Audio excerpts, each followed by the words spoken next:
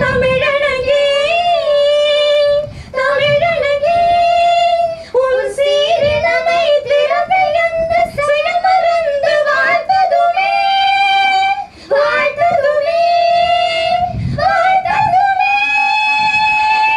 இன்னைக்கு அவர் என்ன நினைச்சாரோ, அவர் எப்படி உருவாகணும்னு நினச்சாரு. பெரிய எழுத்தாளர்கள் பெரிய பெரிய மேதைகள்லாம் வந்து எழுதி தான் புக்கு வெளியிடணும் அப்படின்னு தான் நினச்சிருப்போம் இல்லையா?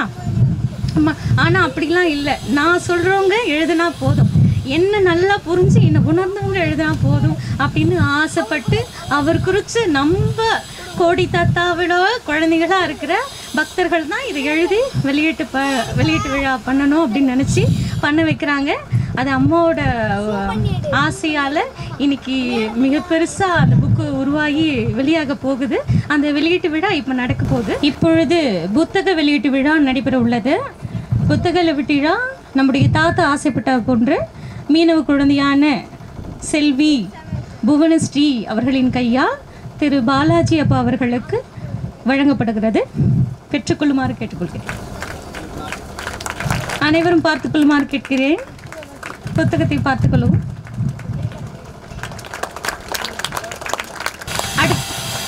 ரொம்ப சந்தோஷமான விஷயம் இது.